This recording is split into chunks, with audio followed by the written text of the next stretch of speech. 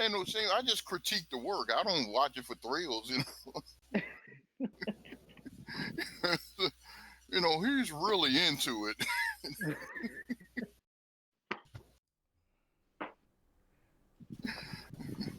All right, what's going on, everybody? Episode 3, Wrestling Wednesdays. Today is a special day because we have a new member to the panel. This is Jade Dash. You guys should remember D by now. Of course, the And we bad have one. added Eugene to the panel. How's it going, Eugene? How's it going, everybody? All right, cool. So we're gonna get right into it today because we got a lot to talk about. This is the week before Stomping Grounds, not Stomping, Stomping Grounds, because Stomping Grounds. right now we just don't know what's going on, and it just seems like Super Showdown Part 2, which really isn't that interesting. So I mean, let's more just, like the Fallout.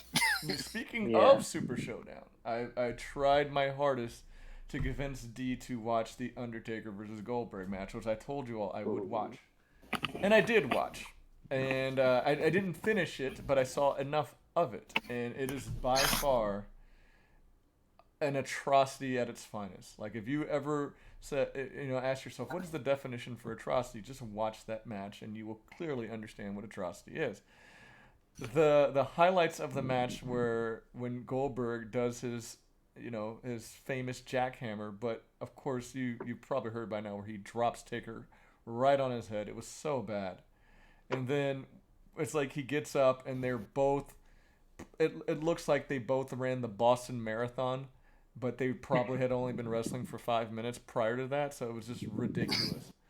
And then Undertaker gives him by far the worst chokeslam I've ever seen for the pin. He didn't even do the tombstone. It was a crap chokeslam where Goldberg probably got like a foot off of the ground and just laid flat. It was so bad. I mean, it was so bad, and it's like, man, I just could not believe that. And I'm when I read why Taker was mad, apparently Taker's mad because Goldberg dropped him on his head with the jackhammer. Taker should have been mad about the match as well. I mean, the match was that bad, but it is what it is. So there's my 2 cents on that match. If you want to see a hurricane from start to finish destroy a city, watch that match, because that's about as terrible as that match gets. It's bad. If you like to see the world burn, watch that match. In that defense though, Jay, when you say it looked like they ran the Boston Marathon, it was hot over there.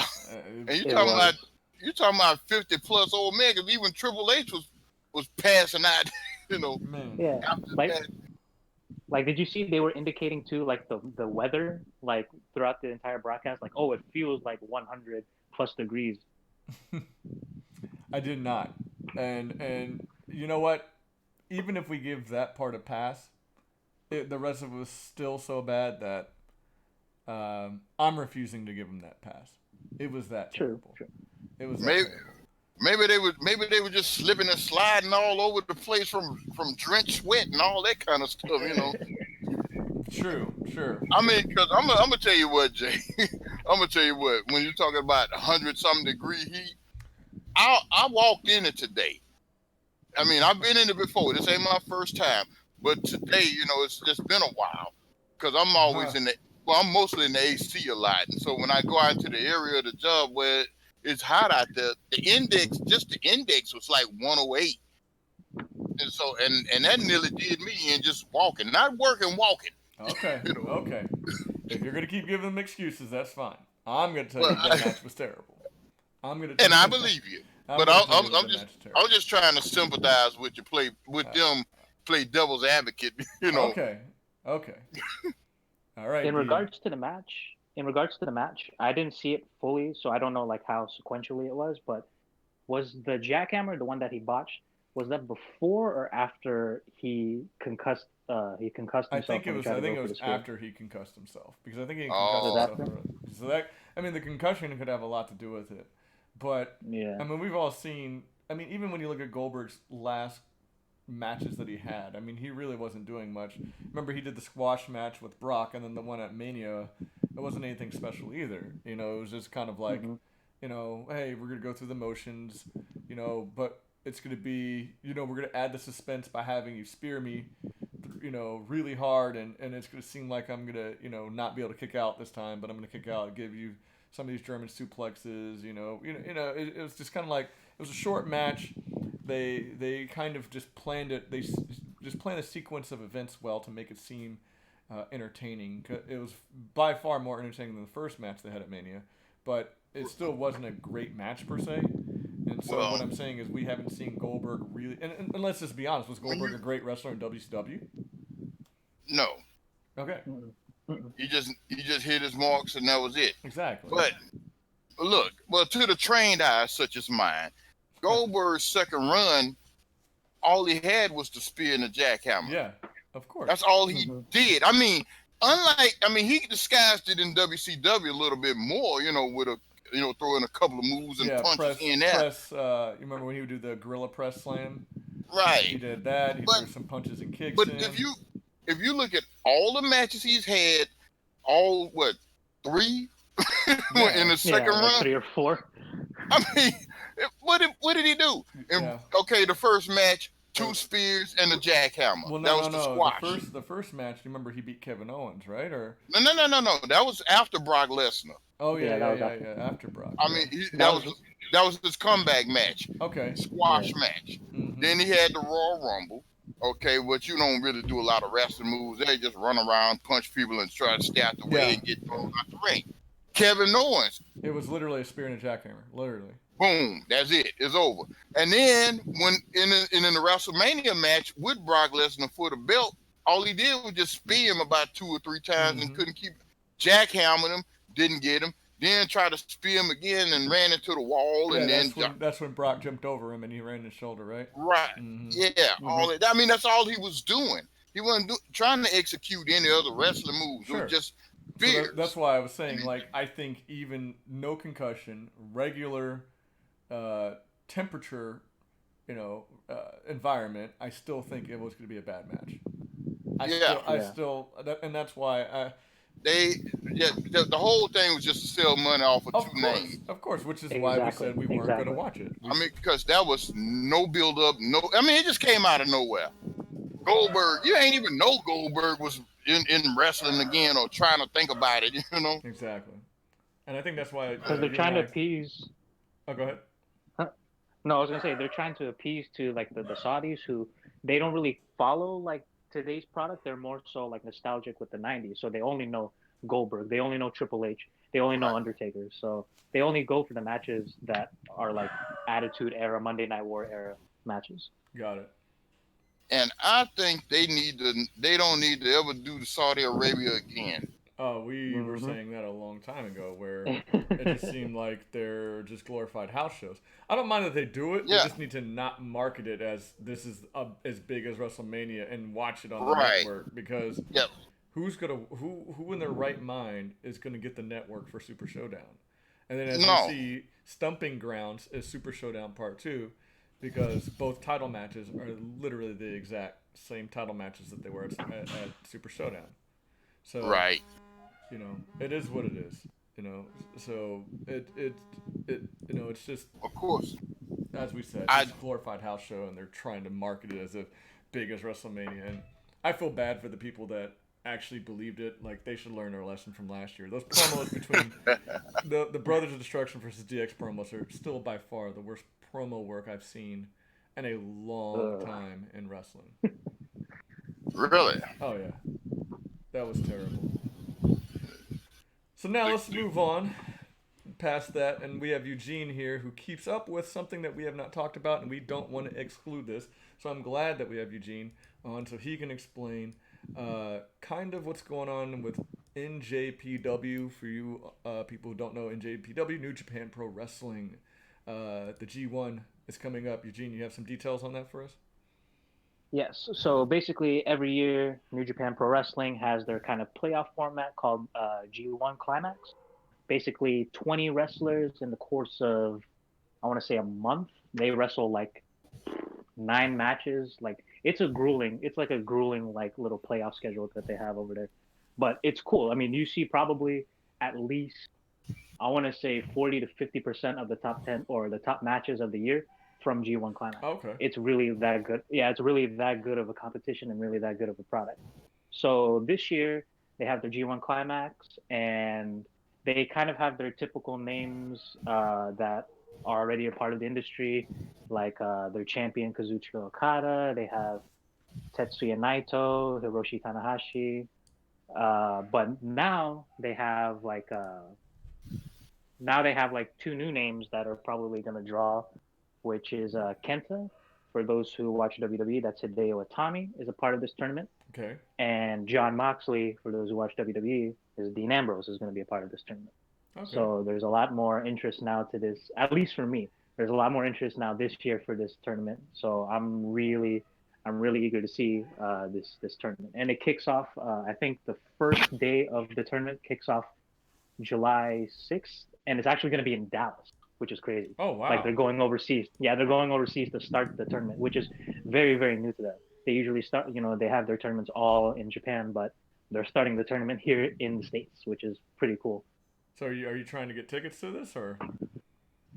I was thinking about it, but like, I don't know. Like, if I wanted to go, I would want like a group of people to go. Mm. So far, I mean, I've talked to some people. They weren't really interested. I know I have a friend out in Dallas. I don't Mm. know if he'd be interested or he even follows New Japan Pro Wrestling. When I is don't know. this I'm show? I'm still iffy about it. When is it? Yes. It's July 6th at the what is it? Their And what? American Airlines Arena, the one Okay. where the Mavericks play. Got it. Yeah, I'm gonna look July it up. 6th. Yeah, it's their opening day, so they'll have like the first few matches of the tournament starting over there. G1 Dallas.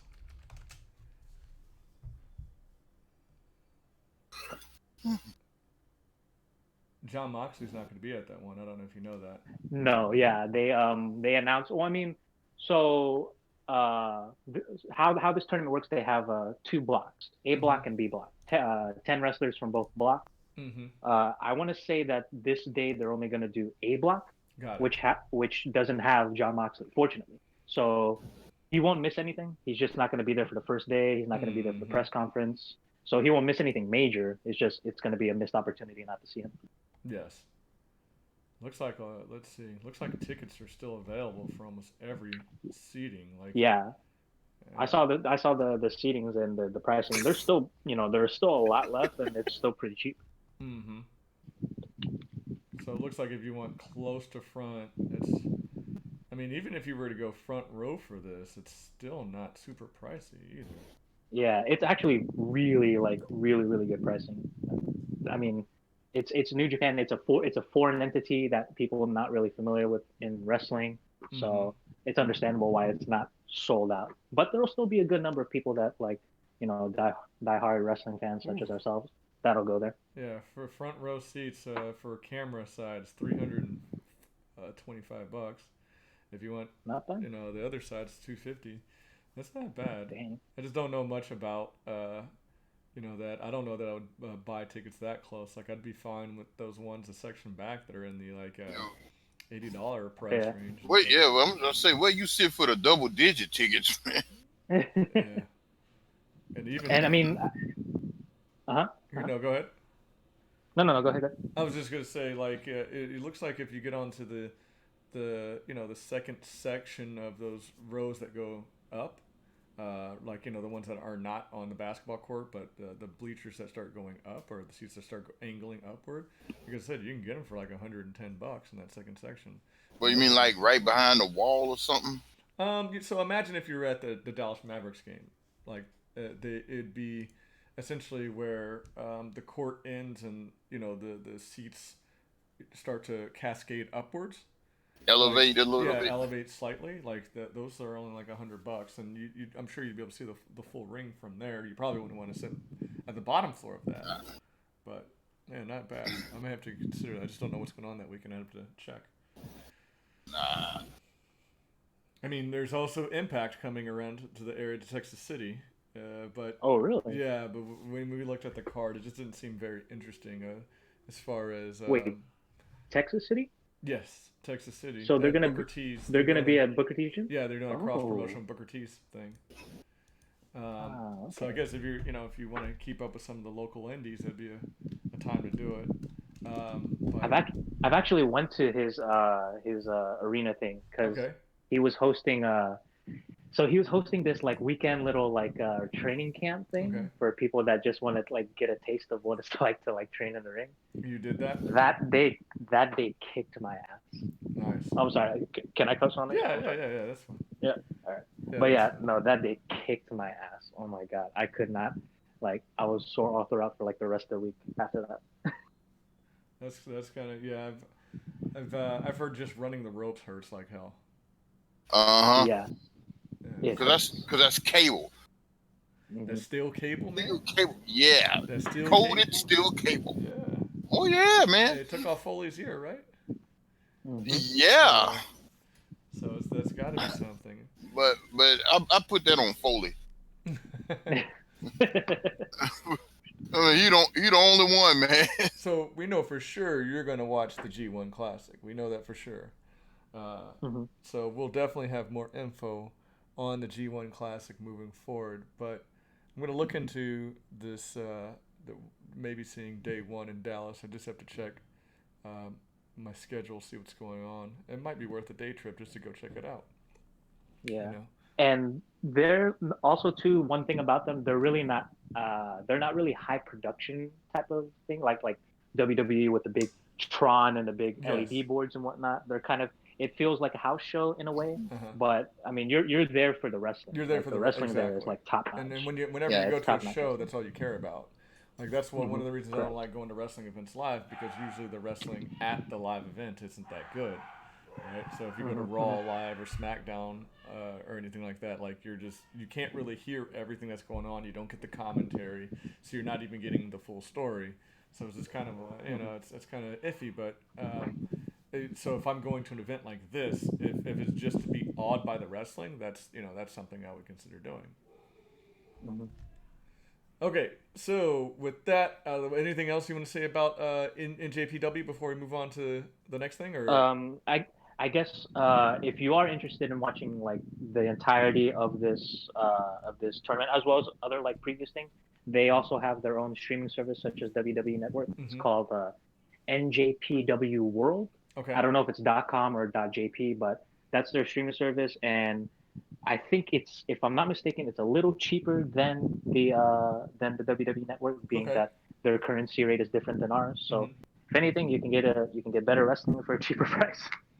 Which is always good, and I know that Yeah. there's some people who are probably just gonna go stream it from Reddit, but remember, try to support these Hmm. guys is what I would urge Yeah, yeah, everybody to do. If you love the product, try to support them. I guess the more yeah. support they get, the better chances we have of getting more of it coming to the Western world, right? And so that'd Yeah. be And great. like I said, they have a lot of content too. It's not just, the turn, like the live stuff. They have the older events. They have like wrestler profiles and documentaries. Okay. They have some good Well, content yeah. there.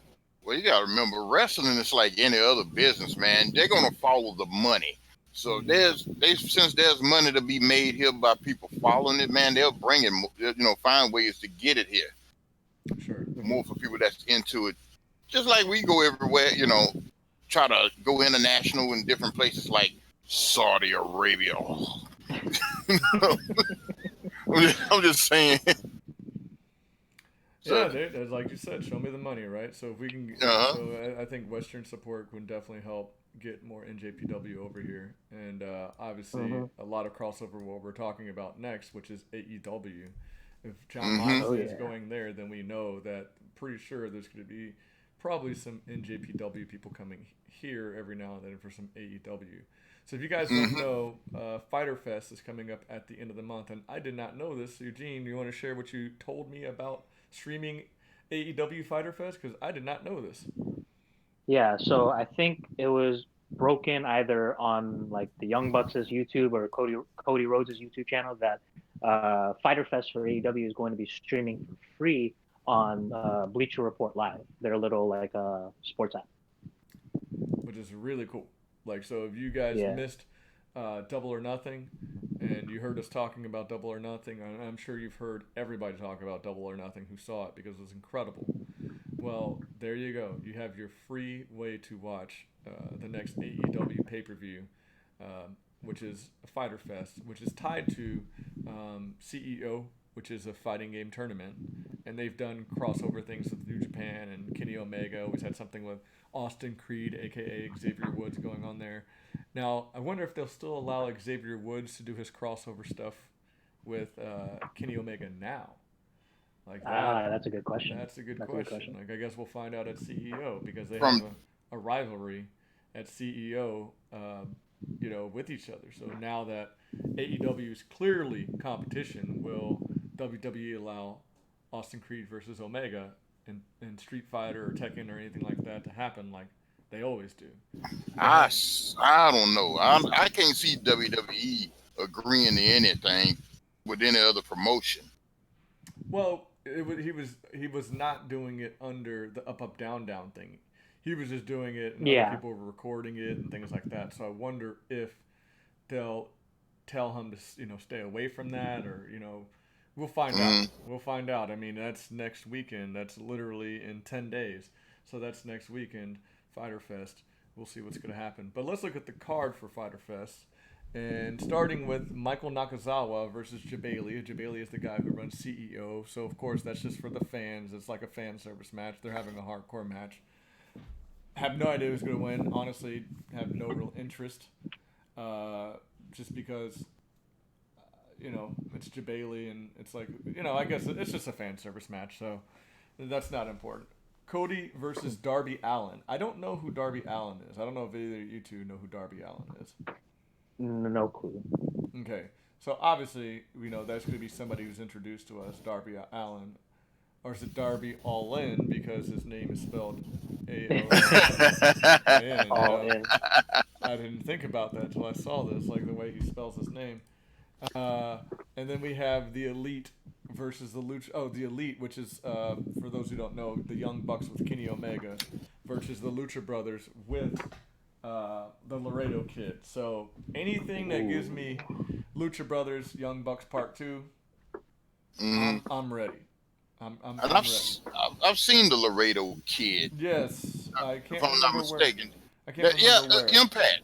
Oh, Laredo Kid was on Impact. Okay. It was right before they went off of Pop TV. That's right.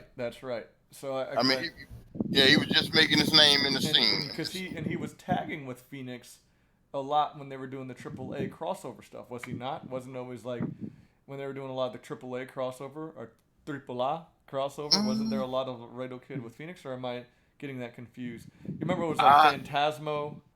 Right. They were having matches with like Phantasmo and all those things. Yeah, I remember them guys. Yeah, the Lucha guys. Yeah. But I can't remember. I think he was tagging with him. I'm not sure. I can't say for sure. And I don't. Dragon mask. I can't remember his name. Yeah. I think it was with the dragon mask. You remember with the purple tongue and the dragon mask? He did the long tongue thing or whatever.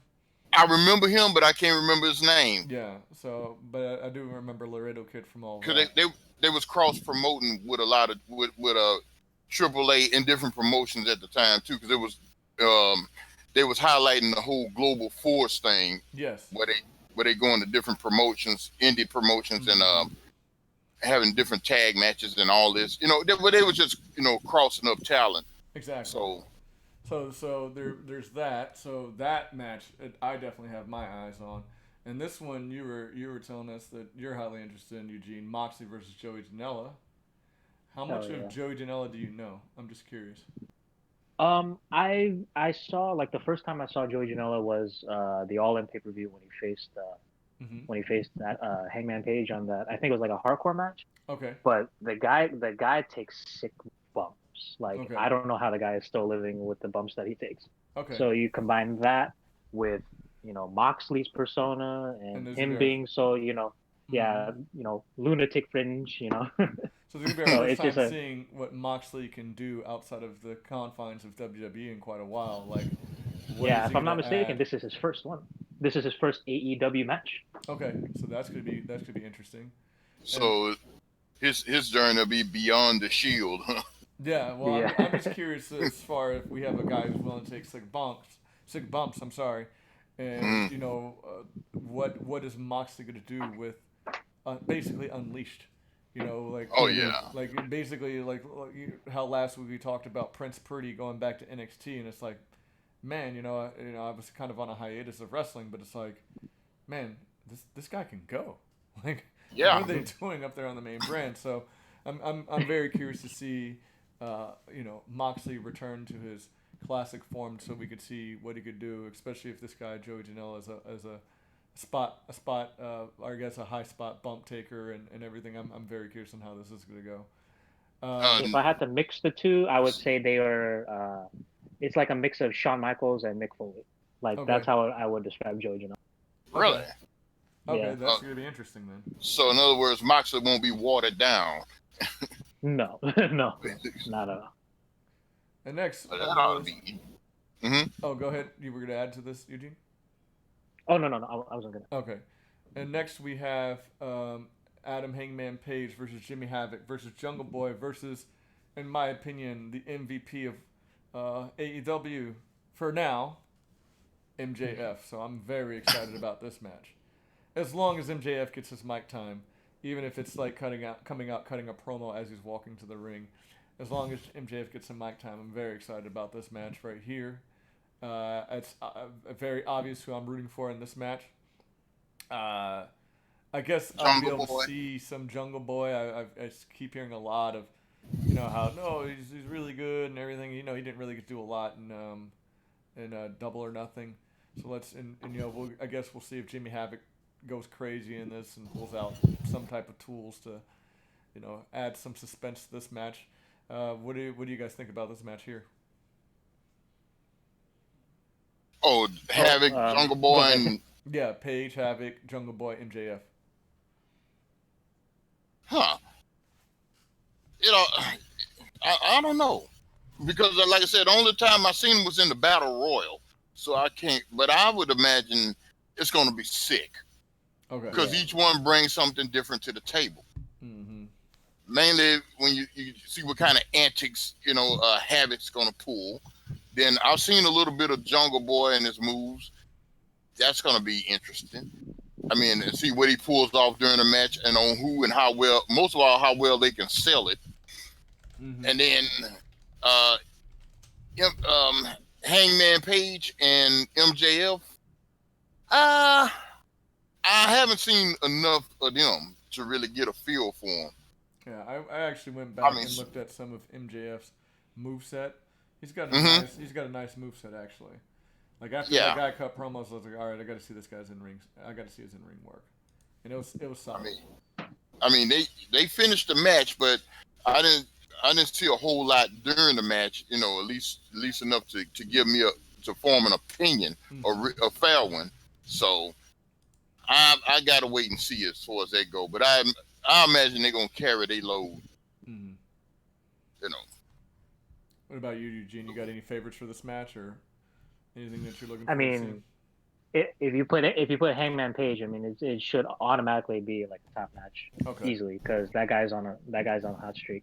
Okay. Now that he's gonna fight, and I think in a few months for the inaugural AEW Championship. Mm-hmm. So he's on a hot streak right now. So if anything that he's involved in, like it should be kind of like must watch. So what is your opinion? Because you weren't here when we talked about this. I'm on the idea that they need to give the belt to Jericho, more of a need than anything else. Do you think Hangman can come out of the gates with the championship belt and put this show on the map when this thing hits broadcast television? Do you think by then they would have solidified Hangman Page enough to say he's going to be our inaugural champion, or do you think it should go with Jericho? I can see both sides of the coin on this. I mean, you can put it on Page, the brash, brand new, young, up and coming guy that's gonna lead this new wave of wrestling to the forefront. Mm-hmm. Or you can put it on Jericho. I mean, he's already the name speaks for itself. It would if I would say this, if he would win, it would be a very dirty win. I Sure. would say like maybe an outside interference, maybe who knows, maybe MJF comes in and interferes in Sure. the match and costs him the title. I think just to build up the heat, like this isn't like your true champion. This guy Mm-hmm. would have won had this not happened. If it was, So I can it's see not both it's not sides. a clean win. It's got to be a dirty win. If it goes Jericho, is what Yeah, you're saying. I don't see Jericho. If he does win, I don't see it being clean. So I can see both sides, and how they play out. But if I had to choose, they both have good. They have both good factors. How's I'll still Hangman stick to Page my on the guns and mic? say Hangman. Huh? How's Oh, on a Hangman mic. on the mic? Because at the end of He's the day, all when right. you're the champion, you're going to have to talk, right? Yeah, he's all right. Or unless it's going to be Jericho leading the conversation, because I have a feeling like no matter who wins, it's going to be a feud, right? It's going to start out as a feud. Mm-hmm. So if Jericho can carry him, then we have something interesting. Now, me personally, Yeah, I like definitely. the idea of Jericho just for the sake of I want to see AEW succeed, and I think that Jericho, business-wise, just will draw more people when they get this TV deal. Like, wait, Jericho's over here; he's the champ. Yeah, I'll watch Jericho as a True, champ. true, So true, true. business-wise, and like you said, if Hangman Page loses dirty, say to MJF, now you already have a new rivalry starting, and then we could see where it goes from there. So I could see it both ways. Or you want to say that this is a new promotion, and we're going to let talent that you would never think win the match. Thus, Hangman Page beating Chris Jericho, and I guess by beating Yeah, Chris Jericho, he's proved that he's a solid enough guy to carry the company. So it could go both yeah. ways, and because I think All Out is the pay-per-view that leads up to the TV show, right? I think that's the final one before they get their TV programming Yeah, started. yeah, So because they said sometime in the fall, but I'm assuming it's going to be like right after All Out. yeah, so that'll be interesting.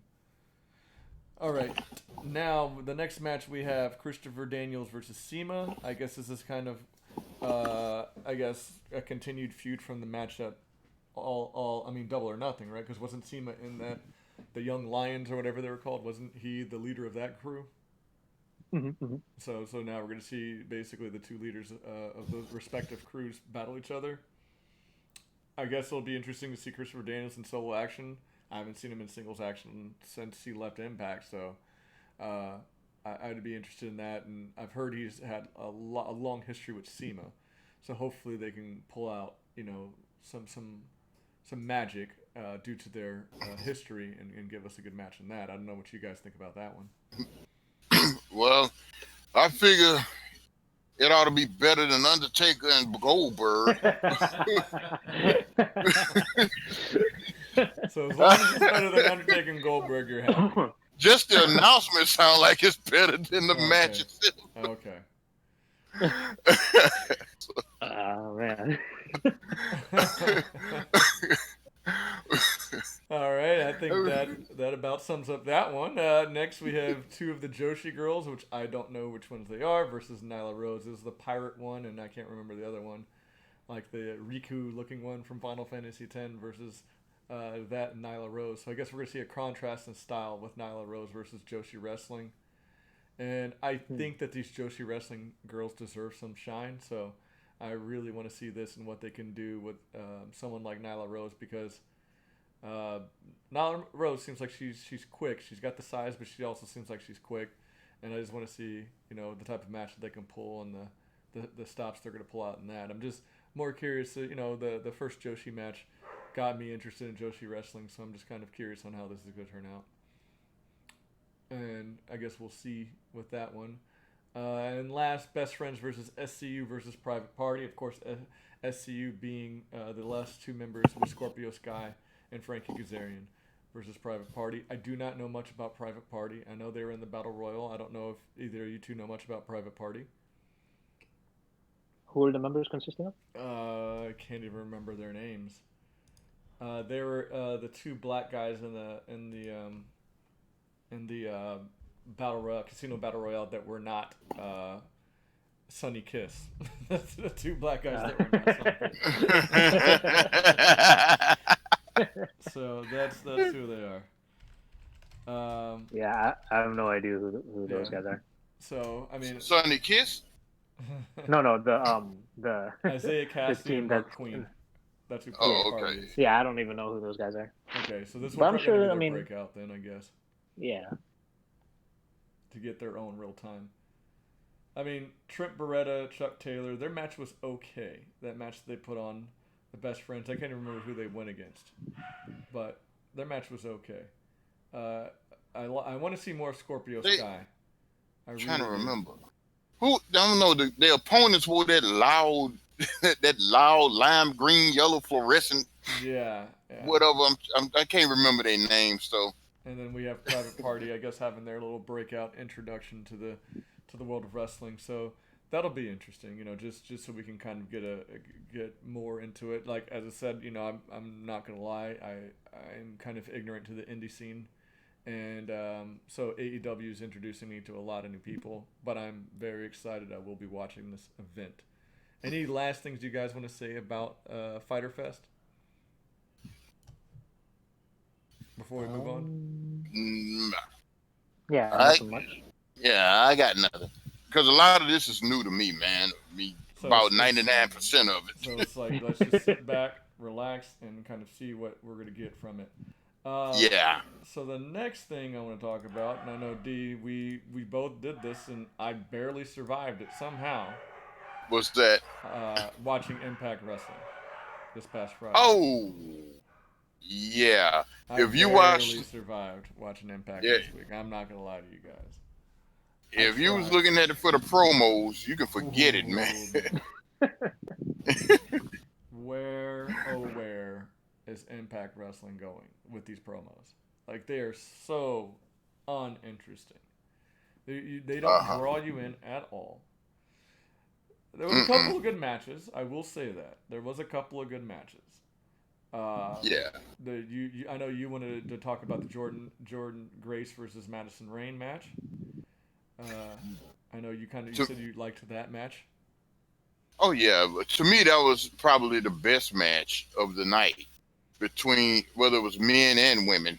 Because I'm trying to think like the only other match that even I remember watching, like, because I really didn't pay attention to the Daisy Hit Squad versus I can't even remember where he pretended to have a heart attack, where apparently that's his thing, the dad does. Oh, and then yeah. there was the match with the North versus, I can't even remember who the North went against.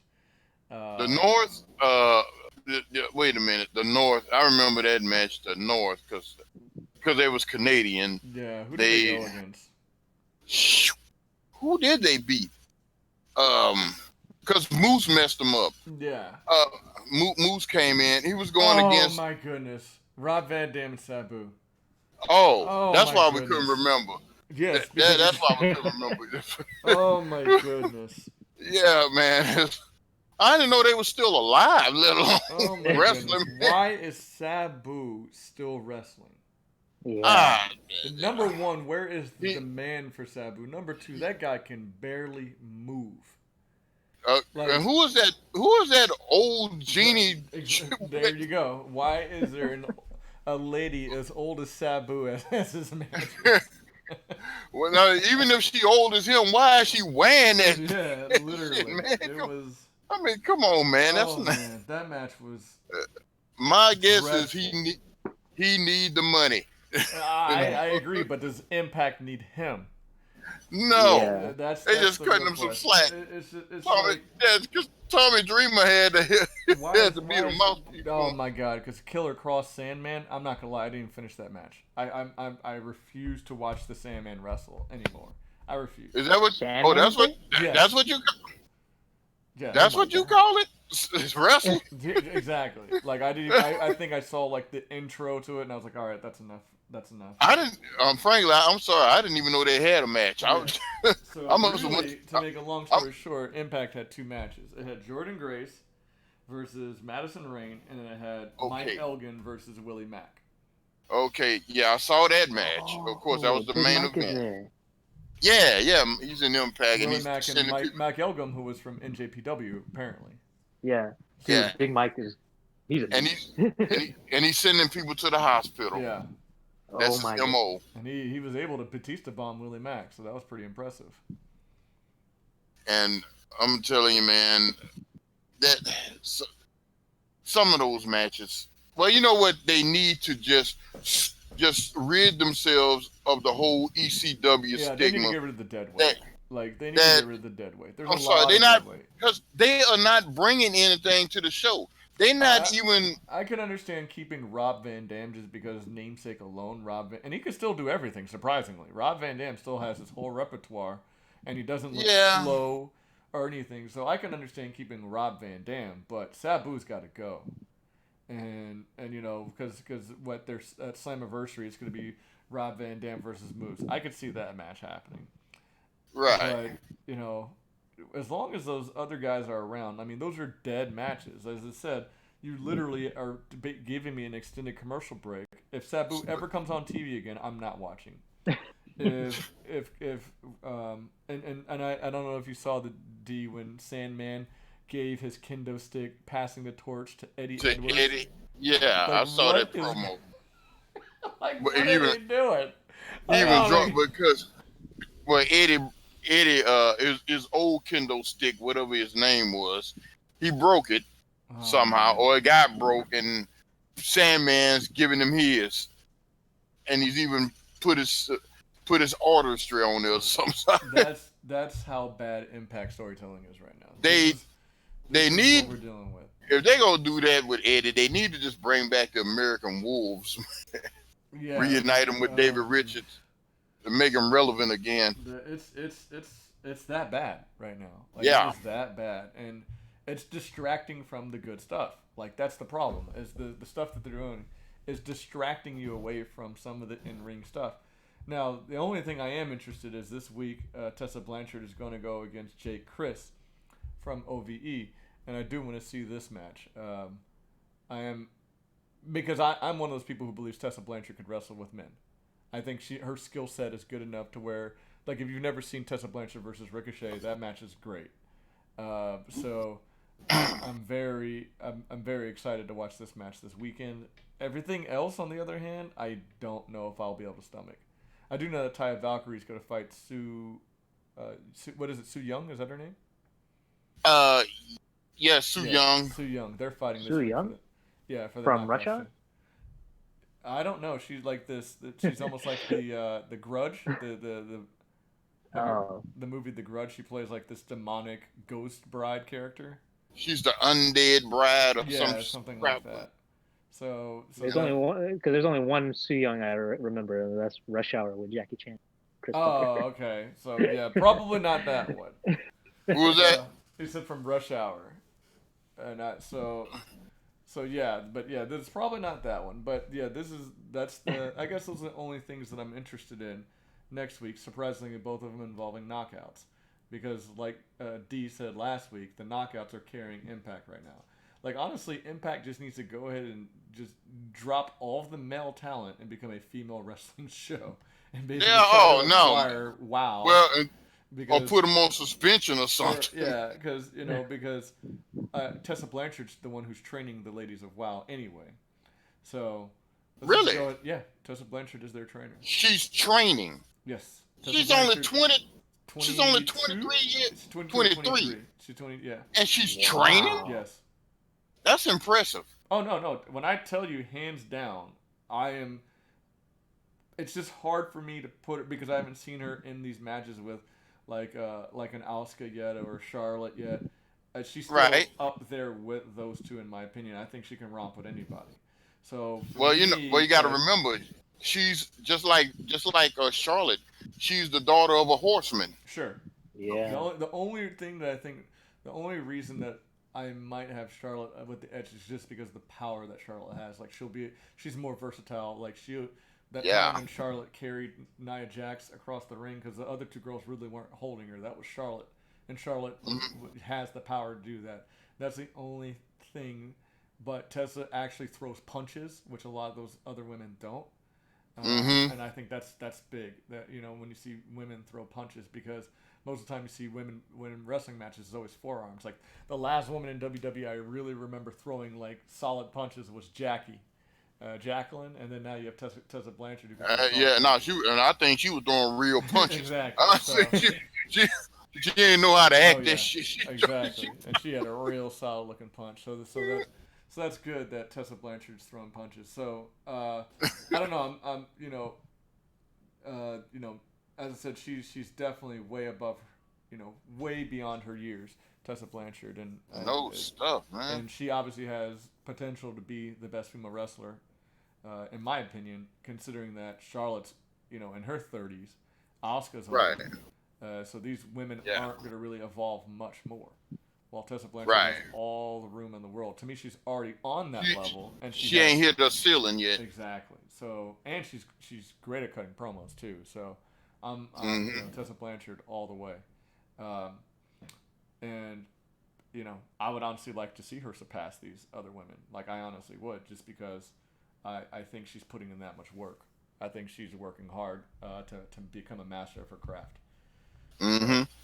So yeah, I'm definitely excited about those two matches, and that's probably it. I don't think there's anything else I can throw on that card, unless LAX is going to have another match against the Rascals or something like that. But I think they're doing that Slammiversary, so who knows? Well, that's coming regardless. Yeah, after that. They can't. Should we even remind Eugene about that ending? Because it was Eugene, this is the worst ending I've ever seen in a wrestling match in my life. So, have you ever heard of the Rascals in Impact? No, who are they? So it's a trio of like these, young guys that are supposed to be potheads and things like that, right? And they were going against LAX, and the new LAX, of course, Ortiz Santana, and they were in a match, and LAX had this Cuban moonshine, and or was it Puerto Rican moonshine? Whatever. I guess it doesn't matter. And then he's, the member of LAX spits the moonshine to try to hit one of the members of the Rascals. He dodges it, so it hits the referee in the face. So then the third member of the Rascals takes off his shirt. And mind you, let me just finish my explanation. The third member of the Rascals takes off his shirt. He enters the match. He pins a member of LAX. A new referee runs in and counts the 1, 2, 3. Now, as I said, that doesn't make any sense because it's not even a guy who was in the match. It's not like he knocked the guy out and threw his partner on to cover. It was literally he interferes into the match, takes off his shirt, and he's the one who pins the member of LAX 1, 2, 3. And it wasn't none of the member of the Rascals look anything like the other. So it's not like they were pulling the Bella Twins twin magic. They did it as if they were doing the Bella Twins twin magic. It was so cringeworthy. Go ahead, D. I didn't mean to cut you off, but No, well, I know you had to get it out. I'm just saying, and the ref, he wasn't even the blinded one that couldn't. It was just a ref that ran out of the back. What? Yes, and so then the referees had a dispute, and he was like, "Well, I'm the real official, and he was never in the match." So then they reversed the decision, and LAX retained the titles due to disqualification due to the third member of the Rascals coming in. It was just the dumbest ending I've ever seen. So the whole purpose of this setup was to continue the mystique of making referees look like the stupidest mofos on the face of the planet. They have executed it well. That was by to far perfection. the worst thing I'd ever seen. It made the match was incredible, Eugene. The match was so good. But the finish. And then the finish, we were comparing it to, and you're a movie guy. Do you remember Scarlett Johansson's Lucy? Yeah. Because we were talking about Lucy, how the movie builds up, and you think something crazy is going to happen at the end, and then she turns to a flash drive for the finale, and you're like, huh. Yeah. That's how the ending was. What? with the secrets to life. Yeah, the flash drive with the secrets to life. It's like. And the flash drive probably fit no other computer exists. Yeah, it's like, wait a second. This is what I was waiting for? This is what I was waiting for to hit 100% brain potential? So, yeah, it was... They need to do a sequel and show what's on that flash drive, man. They owe us that much. They owe us that much. Just a sequel, just to show you what's on the flash drive. That's it. Yeah. Nothing else. Just some guy sitting at his computer looking at the flash drive. Yeah, Morgan Freeman. Yeah, just Morgan Freeman narrating it, right? And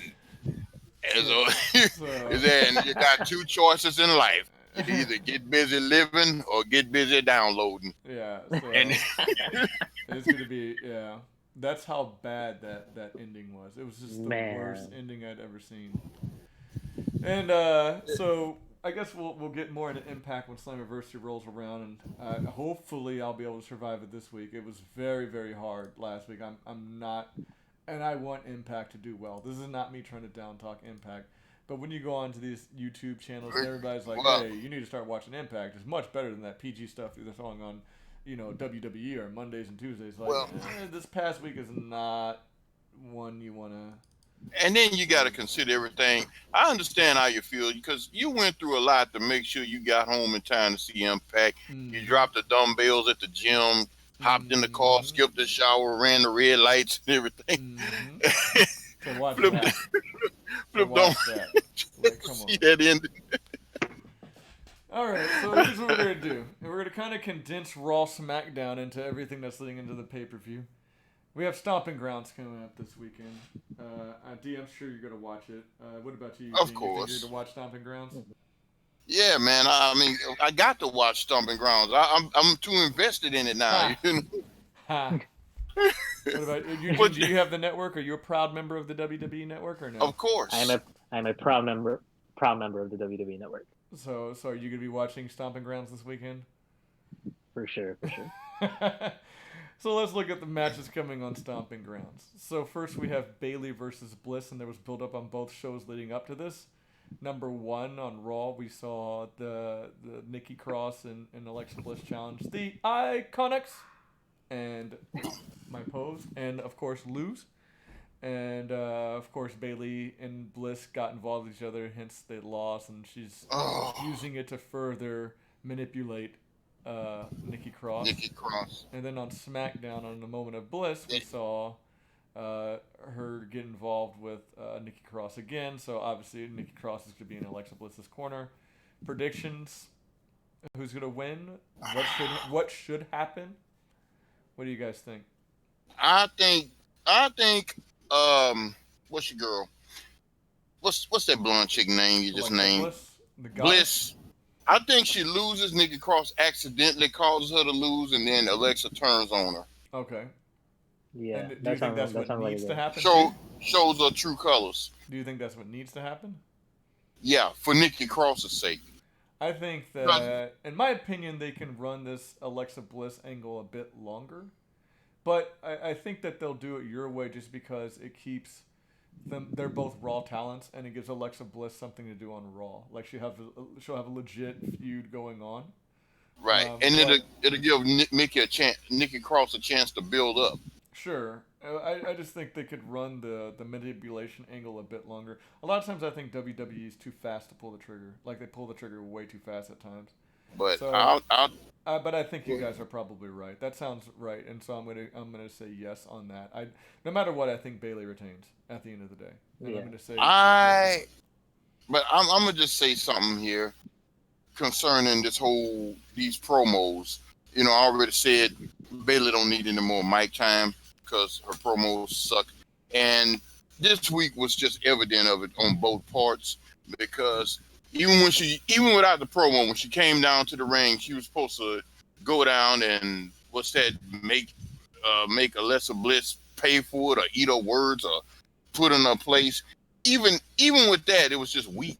The no whole conviction, the no whole showcasing. believability, no conviction. I agree. I could see if all she did was just watch the match, and then they just kind of happened to get into it when she fell out the ring.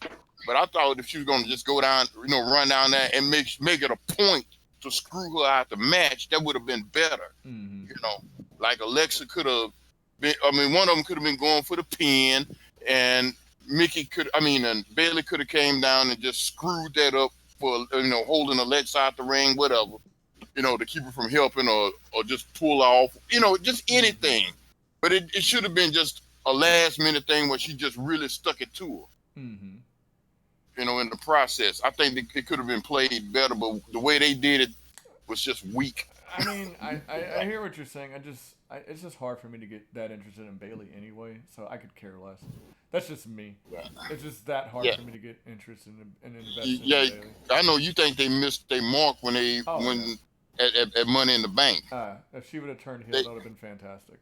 Yeah. It would have given me a way to even start paying Or attention to Bayley. or even if she stayed face, it could have just created controversy of some sort. Sure, something.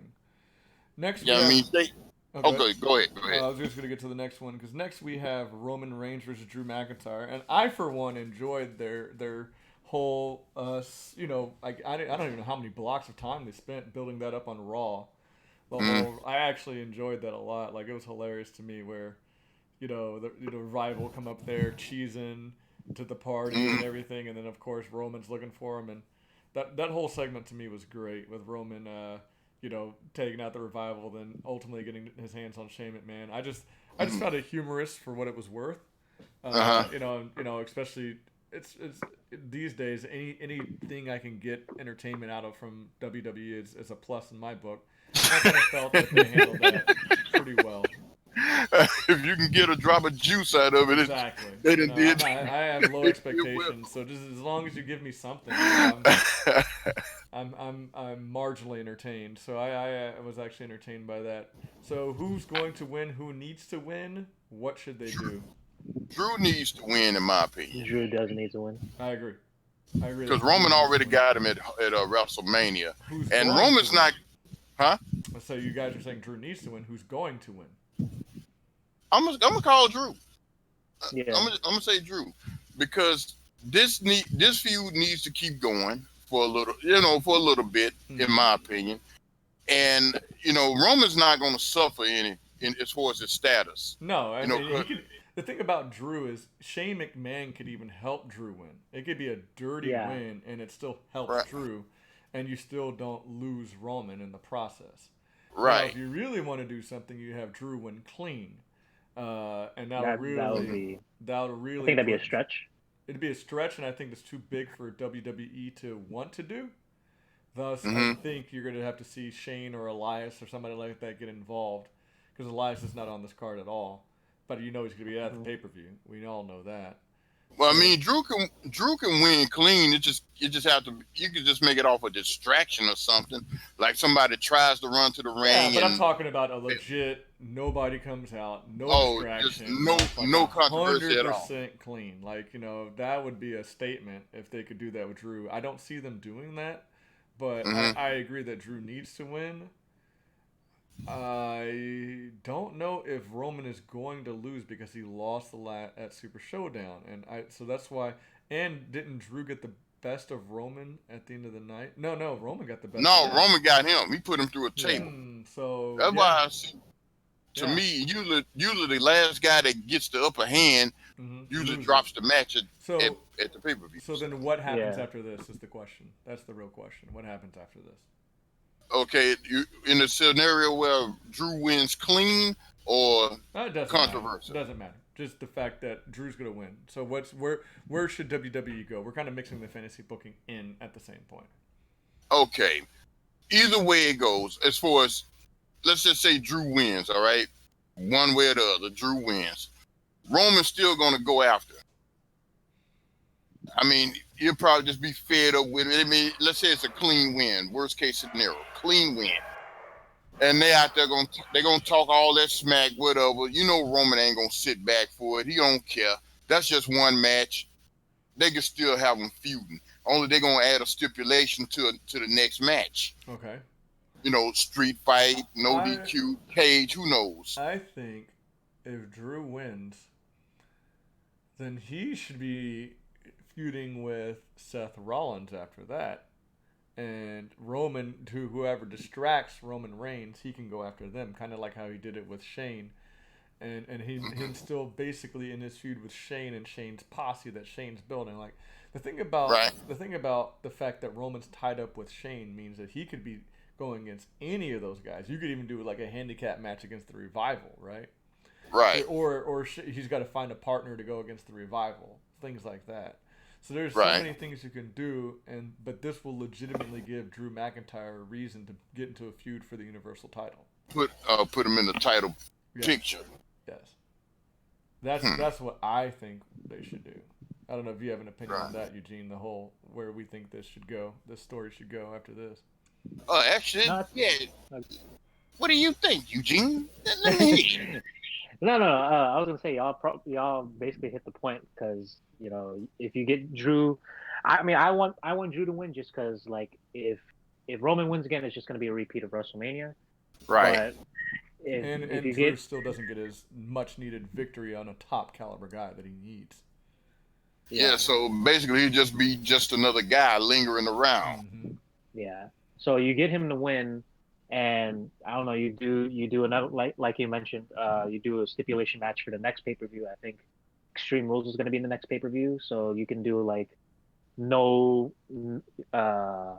no outside interference or anything like that, or include others such as the Revival. You can include the Usos as well Yeah, into a match, exactly. a big like 6-man match. Mm-hmm. So I think Drew needs to win in that regards, and probably like squash everything at Extreme Rules. That way, it has something fresh to move on The into the SummerSlam. SummerSlam season. Mm-hmm. Okay. What about you've been keeping up with the Becky Lynch Lacey Evans, Eugene? Um, Or not really? kinda, The So what do Southern you, kinda. Belle. Yeah, I mean, I don't think there's much to say about this. Becky wins. The feud's over for now. I think that's the way it yeah, goes. I don't think there's much more to say about this. I don't know if you disagree, yeah. Dion, but I think the writing's on the wall. Becky Lynch wins. The feud's over. She moves on to her next Re- opponent. Really? Yeah, But who would be? But who would be next? I know she's been saying she wants a feud with Sasha Banks if Sasha Banks is going to be back by then, but we don't know, so we'll see. No, nah, I Well, don't feel yeah, like anytime soon. you can't. Yeah, you can't feud with a Phantom. So Yeah, she's I still got to doing have like something. she was reported to have been doing some video work for WWE 2K20. So I know she's still with the company per se, but you know whatever. That Unless was a couple weeks ago. unless Becky wins and Sasha, after the match, Sasha comes in and jump her as a, make an appearance, Yeah, because letting them know she's next. the only other heel on Raw right now is Alexa Bliss. Right, Yeah, I was about to say. You mentioned they're on Raw, right? Yeah. and she got too many concussion issues to really try to. Yeah.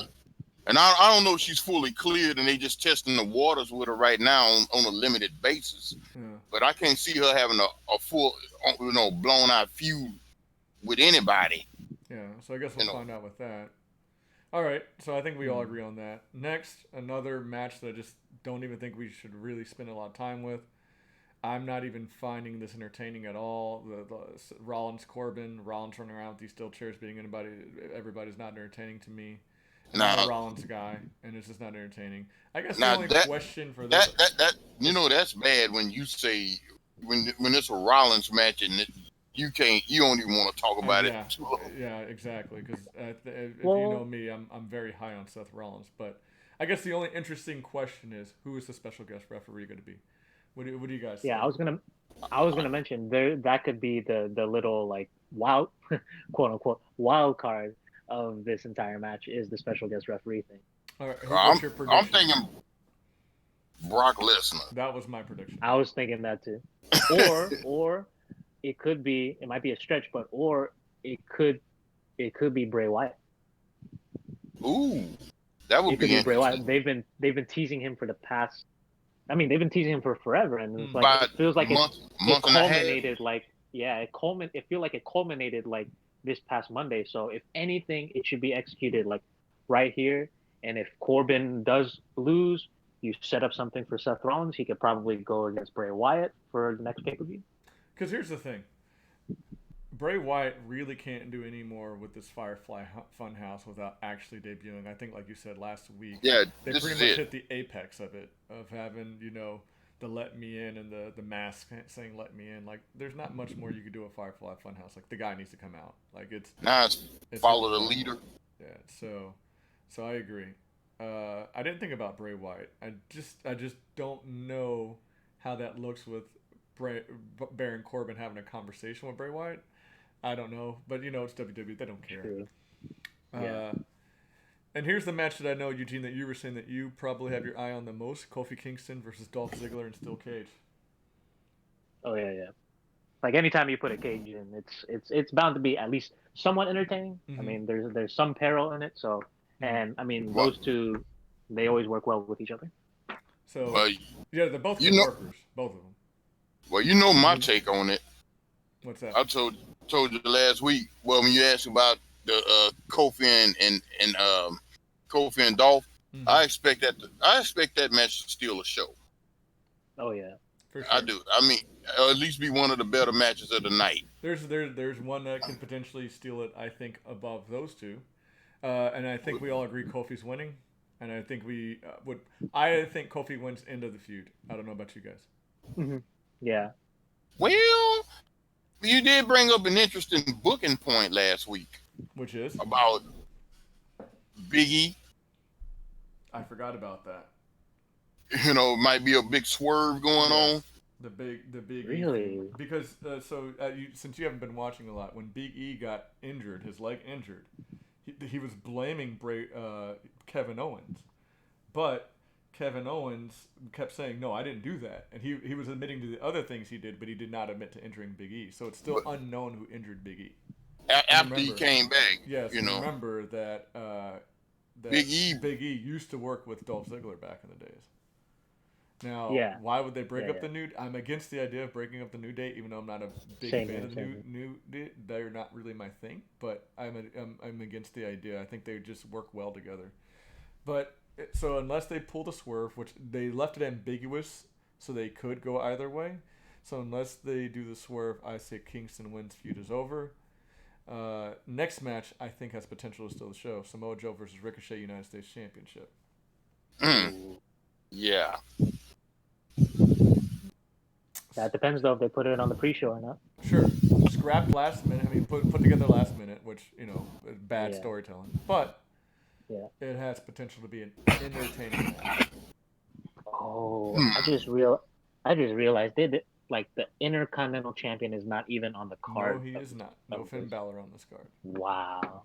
I just realized that. Mm-hmm. Crazy. The next Yes. match. Oh, sorry. Predictions. Who wins? Joe Ricochet. I don't even know why I skipped that. Ooh, wow. To me, this is I'm the a- toughest match I'm to a- call. Yeah, because they trying to push Ricochet, Yeah. But but you they're don't also want to. trying to push Joe at the same time. Yeah, and you don't want to scrub him. You don't want to don't. scrub Joe in the process. Maybe Ricochet wins without getting the belt. Okay. Yeah. Maybe it's a DQ win. Yeah, DQ, count out something, I'm gonna say But Joe you don't- wins, flat out. So they keep the feud going, I think the feud continues, but I think Joe wins. just flat out, huh? Flat out. I think Joe's gonna get him this time. No controversy. Nope. I think Joe wins, and they just keep the feud By going. submission or by a pin? I think he chokes him out. No baby crawls in the ring and nothing. Nah, Ricochet's got And Ricochet's gonna Ricochet do the try not to 630, step on him. and then the baby comes in there and he got to twist out the way. No, nothing. Yeah. Like that. Okay. I think. If Go ahead. oh, go ahead. Well, I was just gonna say a lot of times it seems like with the U.S. and the Intercontinental belt, they usually try to keep those as more wrestling belts, where it's just the wrestling match happens and then there's a victor on pay-per-views. On shows, that's where Right. the craziness happens. But usually on pay-per-views, they try to keep those with no controversy. Like there's just a victor. Or if it's a controversy, it's like how the ref didn't see Joe's shoulders up. It's not like somebody runs in. When Mysterio pinched Joe and his shoulder was up, but the ref didn't see it. They try to do it more like that. Well, the last time the IC belt meant anything of high status is when Seth Rollins had it, Sure. and Brock Lesnar was holding the the world belt hostage and shit on his home, on his stand at the house. So it had to be the top belt, Exactly, for Raw. week in and week out, Yeah, and in the U.S., it's the U.S., but they kind of most of the times it seems like they try to keep that pure wrestling. So I say Joe wins, feud continues. You guys say Ricochet wins by DQ, feud continues. We'll find out. I was gonna say if Joe catches Ricochet when he does the 630, like catches him and That's what puts I him think into might the rear happen, naked yeah. choke, I will flip out and scream. That's what I think is going to happen. Like that's Well- what I'm envisioning Well, happening. you need to set up your recorder first so we can put it on the show. So we can see you flip out. Yeah. But that's Not to the my extent of prediction for a Ricochet. win. That's my prediction for the win is that he's going to catch them into the rear naked choke. I was literally thinking that. You said it, but I was literally thinking that. But that's what I'm imagining on how I would end the match. Next we have the New Day versus Owens and Zayn.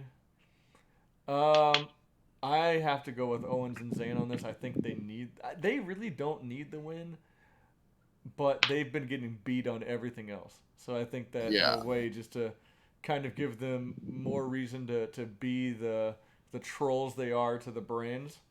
They can at least claim now that, well, we won. I mean, we beat the New Day, so I mean, they can at least throw that around. everywhere. At That least, would be interesting. Yeah. or they could at least make them a legit tag team. I guess for now, because there's obviously no room for Because they're not doing them to do squat anything with them. else. I think they could possibly, but Zayn already had his. Didn't he already fight for the Intercontinental belt against Finn Balor? Didn't he already do that? No, no, he did. He And did. he He did. lost. Yeah, that was his first match back, right? Yeah. Yeah. So I mean, they've already had their time with that. I'm to the point now where I think the next time they decide to push either one of those two, I think it needs to be Sami Zayn. I think Sami You Zayn do, yeah. deserves a title like even if he doesn't win the title, he deserves a title push to where he seems like a legitimate threat to win the title. But yeah, I think it'd be fun to see them as a tag team. But seeing them as a tag team would mean that I guess we could talk about this now. That the Planet's champions would possibly have to lose to Heavy Machinery, and I don't know that Oh. that's a good idea. Mm, Hmm. nah, I like what the Planet's champion is doing right now with Me too. Daniel Bryan at the helm. I'm actually And- waiting for a hemp version of the tag team belts to come out. Yeah. That's what I'm waiting for, and I think that it's keeping Daniel Bryan safe by having him wrestle with Rowan, and Daniel Bryan's still able to come out there and cut his promos, and at the end of the day, and he's got a legitimate belt. Like Daniel Bryan, we all know is one of the best talents they have. He doesn't need a belt to be relevant, but giving him the tag team belts and building up teams to try to usurp them is helping the tag team division overall, which we all know that they need help with. Yeah. Mhm. So I don't see Heavy Machinery winning that, and I hope they Yeah. don't. But Owens and Zayn, they at least bring back the Owens and Zayn show on a regular basis. Like at least do that. Yeah. Because when those two did the Owens and Zayn show together, that was too good.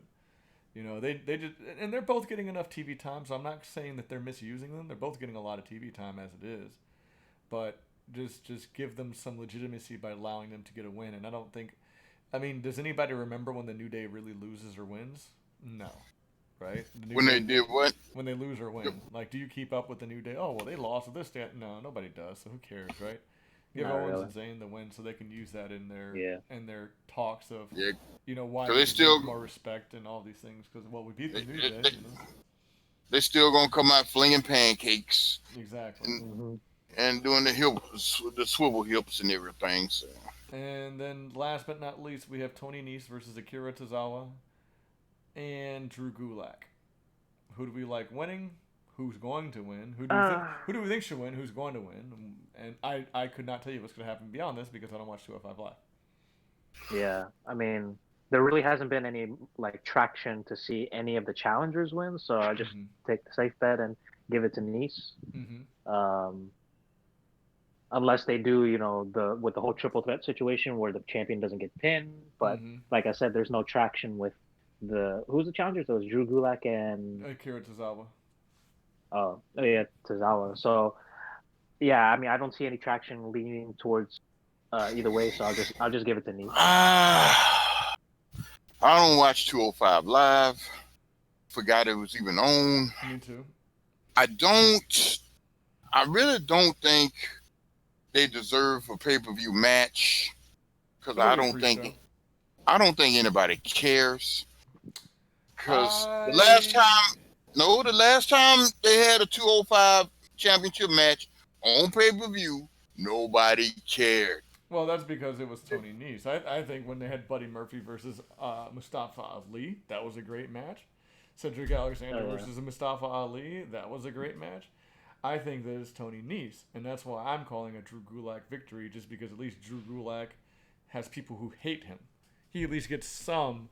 You don't want a champion to get no real pop or heat. Like if they're just like, like people liked Buddy Murphy. Buddy Murphy's a great wrestler, and then he loses to Tony Nese, and it's like I don't know if I don't watch 205 Live to see if people are really cheering for this guy or not.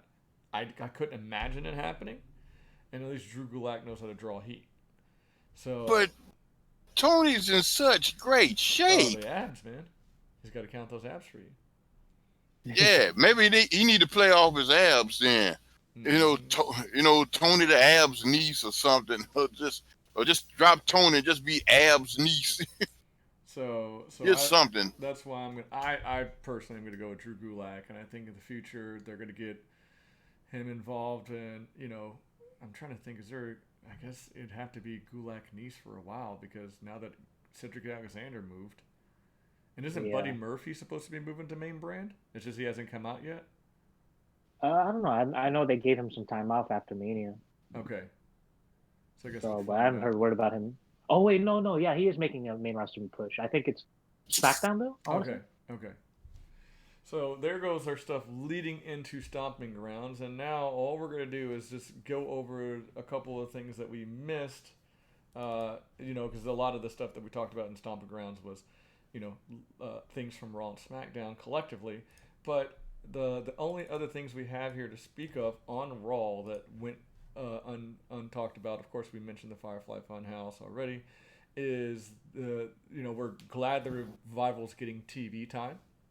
First and foremost, Mm-hmm. the fact that the Revival is getting it at least into the bigger angles, they're hanging around with Shane. Like whenever you're on TV and you're involved with the main guys, it's always good for you, even if you're the sideshow to it.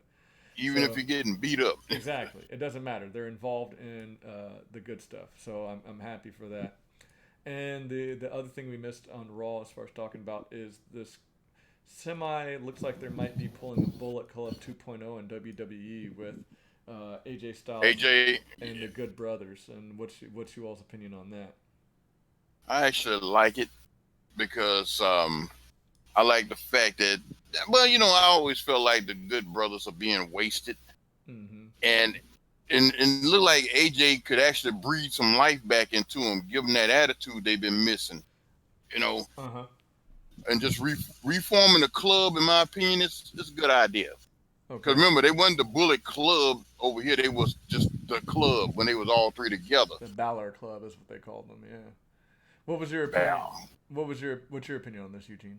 This idea of the Good Brothers. Um, I like it. It gives like y'all mentioned, it gives opportunity for Carl Anderson and Luke Gallows to have more TV time. Mm-hmm. Also, too, it kind of allows AJ a little bit more time for like a full recovery because I don't know if he's still like dealing with the nagging injuries, Mm-hmm. so he can like kind of go the Daniel Bryan route and Mm-hmm. do the tag team maneuvers, and then when he's like fully recuperated, go back to his singles run. And who knows, he can have the club with him if he decides to go for a run for the Universal title again Mm-hmm. or whatever other venture that happens to pop up. Well, I feel like honestly, I know he can. With him coaching the club, he can stay relevant without actually being in the ring too much Exactly. or at all. And in the long, and just think for a long term, I would really like to see him and Samoa Joe feud for that belt. Oh, they Oh just yeah. can't do it the same way they did that last one with the family stuff. That was terrible. Oh yeah. What's that? It had No, to no, be, no personals. yeah, Oh, no oh, wife and no, tell them no, their no. real daddy's coming. No, none of that was All that, terrible. yeah, they just went overboard with Yeah, that that crap. was Even terrible. for Samoa Joe, he, I'm pretty sure Samoa Joe hated that. I just can't imagine Samoa yeah. Joe Yeah. liking this idea. Oh, Wendy! That was so bad. That was so bad. I like it too, and I think that AJ Styles can do what Finn Balor couldn't. I think AJ Styles Right. can make the Good Brothers relevant again, and I just don't Hmm. think Finn Balor's a big enough name or he has good enough mic skills to really put them over. And even though What AJ sounds so he? country when he talks, we're used to hearing him No, talk now. no, you. So Oh, go ahead. Well, I was gonna say Finn Balor is good for what he does, but I'm sorry, AJ blows him out the oh water as yeah, far as I status, think I man. think everybody Most knows I'm not a definitely. big And Finn I, Balor guy, and maybe because I didn't see his NXT run, but mm, yeah, but I think AJ has the star power to make them relevant again, and I think and I feel, that's why I like and it. the reason I pick AJ to go after Joe is because those two can bring real prestige back to that U.S. title, in my Agreed, opinion. agreed. I do agree with that. I do agree I with mean, that. I And mean, just the feud alone between those two for sure. can can make that belt Like I mean said, something as long as again. they, because I didn't even watch all of those, the feud with Samoa Joe, just because I could not do this thing where the wife's in the crowd. Those two are Hmm. so above that, in my opinion. Think about this: Samoa Joe versus AJ Styles. Yeah. What else do we need to add to this to make it interesting? I know nothing. Samoa just Joe versus AJ Styles. Just a ring all on you need- television. And all you need to add is a camera. Exactly. So maybe if they do it authentically, I'll be into it. Yeah. But no side gimmicks necessary. No, they didn't already played that chord, so I can't see them going back to. I'm just saying no gimmick in general. Just let them wrestle. Right. And also we need a way to keep AJ away from the title picture for a while. You know, from who? Just the universal title picture in general for a while. No, yeah. He can't go back to it right now. Well, they already did him and said, Exactly. and he passed the torch. Yeah. On that, So So it's time to. I mean, and you know what I feel about who I keep saying they need to push as far as that universal title. The one man that they wasting big time. I just don't know that he's ready for it though, unless they do what I was saying. Give him Page. If they gave him Page, I'll start to buy in. Until they we're talking about Lashley here, Eugene. I think if he has a mouthpiece, maybe. Just let him be walking Armageddon. Even walking Armageddon, I could see him getting a push. Let's put it this way: if Baron Corbin's getting a push, then Lashley can get a push, sure. But at least Baron Corbin is just a heat magnet in general. Versus Lashley, like, I don't know if he's organically a heat magnet. It's kind of like how Edge was saying, is like, no matter what, I can't picture this guy as a heel because you just think of smiling Lashley all the time. Like, he's not believable. And that's why I said he would need to have somebody. You mean to tell me when he was in TNA is walking Armageddon?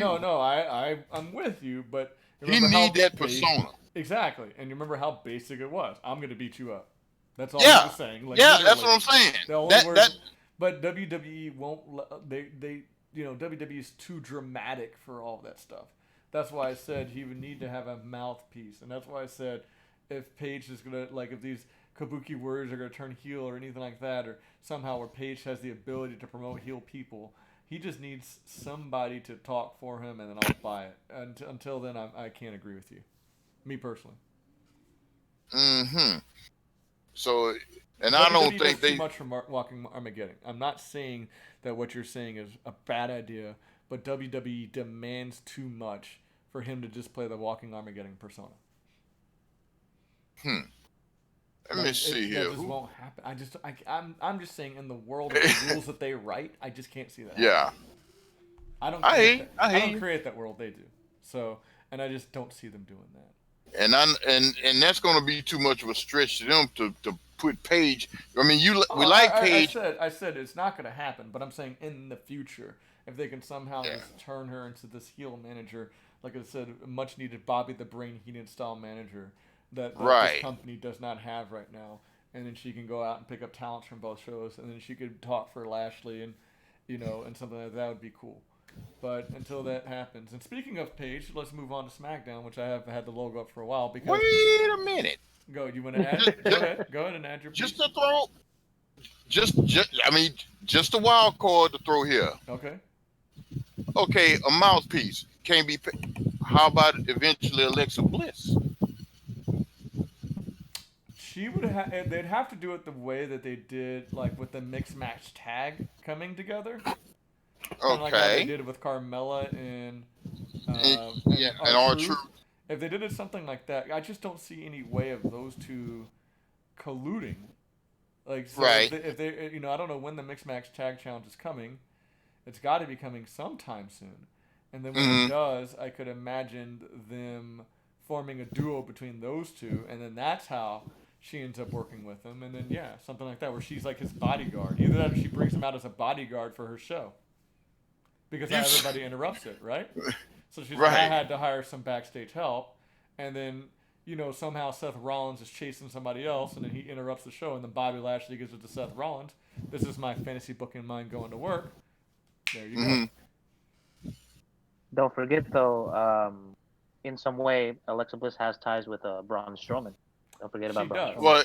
Well, Little Big, They tag hands. But now Braun Strowman. Yeah. Well, I guess Braun Strowman was a face sometimes when they did their mixed match tag as well. Yeah, he was. He was. So I'm just trying to think of a way to get Dion's idea across out there to maybe get this Alexa Bliss angle work, and that's the only thing that can come to mind that seems believable in WWE enough.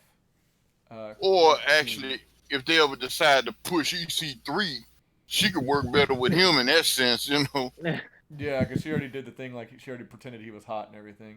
She already did. Yeah. That, so. Yeah, and since they won't let him talk, she could just do all the talking. Well, he just go in there and do all that. He talked in the elevator for the 24/7 title, so he actually did speak words. Oh yeah, that really counts, man. It counts. I mean, at least he's no longer the silent jobber. At least.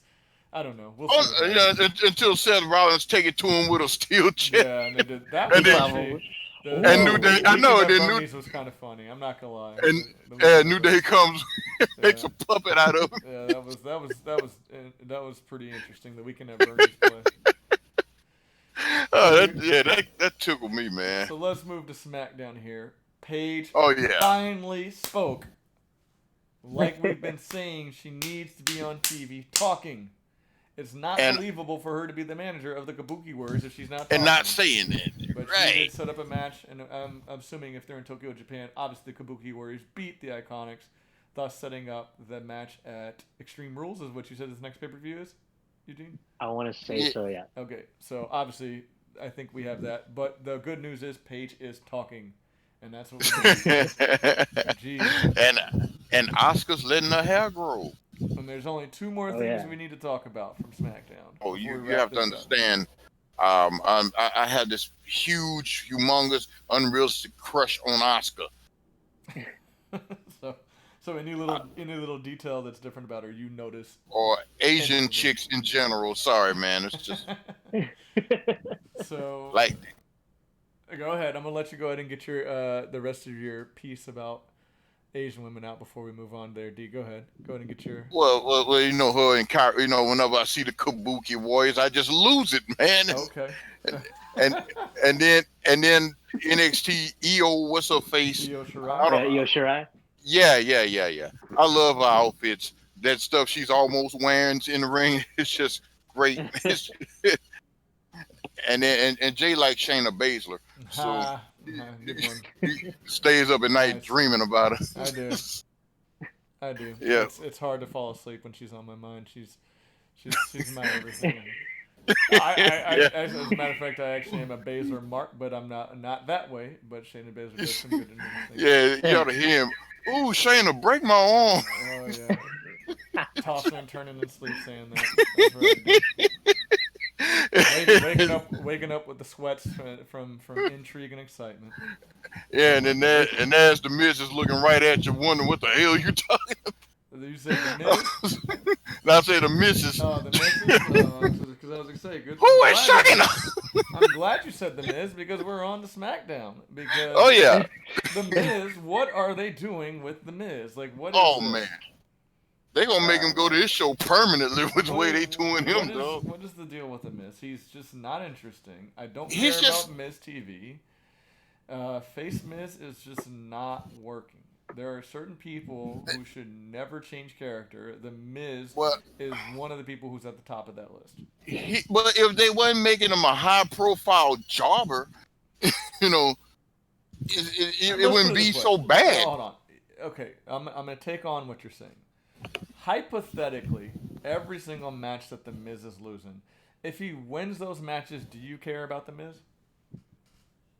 Me? Yes. Of course I care. Okay, I'm saying I feel the same way if he wins or loses these matches. He's just not entertaining to me. Right. I'm just being honest. Like, these matches that you're saying he's a high-profile jobber, sure. Let's turn him into a high-profile face winner. Does it make me am I more interested in the Miz now because he won? No, I'm not. The wins or losses don't matter. The character is boring to me. I don't know how you feel about this, Eugene, this Miz face push, but it's just not working for me. Well, you're pretty biased toward heels anyway, especially great heels. Of course. But why would you take a great heel and turn him into a mediocre at best face? Not a great heel. One of your greatest current heels. Right. Not so you turn him to. Rollins is skating by for me. Rollins is skating, but Rollins has his in-ring ability. His in-ring ability helps him, but he's skating by. Because to me, Rollins is a mediocre face, and all these things. He's a great heel, mediocre face. He's skating by because he still puts on great matches. He still knows how to wrestle. Even though the last few matches I've seen of Rollins to me haven't been very exciting, but I'm letting Rollins skate by. He's skating on ice though. He's not using ice skates. He's using roller skates on ice. So, Rollins is skating by. He's dangerous. He's in dangerous territory. So that's just my opinion about that. But I'll let him skate by. Is what I'm trying to say. Roller skates on ice. And now, last but not least, Ember Moon. She's finally seems like they're gonna throw her in the ring soon because she's getting into backstage brawls with Mandy Rose and Sonya Deville. So was she injured or something? Or? No, I think you know how it is. Just like Liv Morgan's back, but they haven't brought her on TV. Speaking of that, Liv Morgan at all. I haven't seen the Riot Squad in Ruby about Riott, a couple of months. Injured. Ruby Riott is injured. Yeah, Ruby's injured. Okay. And then Logan had a dark match with Dana Brooke, which is making headlines because Dana Brooke was accidentally busted open and they canceled the match. Oh wow. And yeah. Dana So Brooke, Logan is doing like push. I just thought about that. Oh yeah. You just reminded me because she was getting a push. I guess they just gave her a push on Money in the Bank because Sasha Banks wasn't initially supposed to be in that match. Yeah, but when you think about because that kind of started through Mania, where in the Andre the Giant Female Battle Royal, whatever they call that, where she actually eliminated a lot of people, had a lot of spots in that match, and the crowd was getting way behind her. So I guess this wild card stuff is like what I've noticed. Here's what I've noticed about the wild card: is the people who are struggling the most with the wild card is the women. They're toning down so much women's wrestling right now, with all this wild card talent. Like you would think it's like Ryder and Hawkins, but it seems like the women are actually getting more, losing time to the wild card antics versus anybody else. When was the last time you saw Naomi on television, other than backstage? When was the last time you saw Natalya? I ain't seen Natalya in weeks. It's like there's two women's angles that are going on as far as matches go, and everything else is men. So it seems like women are getting thrown to the back burner again after all the progress they made.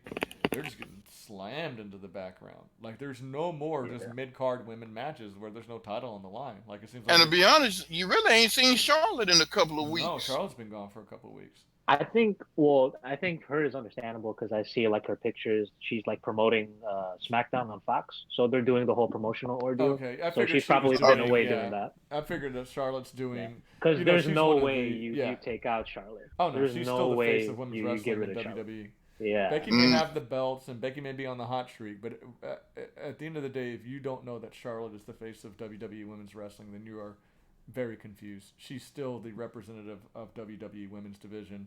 And she's the queen. Yeah, she's still doing all the promo. So I think she gets a pass. She gets a pass. I agree. But she don't need the belt to be relevant. Oh no. True. But true. The belt is just a count. Well, she could I think the plan is for her to beat 16. The belt is just a count, and then once she beats 16, but it's gonna be like, okay, we all saw this coming. She's already at 10. So right. No, she's at 9. Oh, she's at 9. Okay. Yeah. Okay. So she's more than halfway there. Yeah. So it's coming. Catching daddy. Daddy.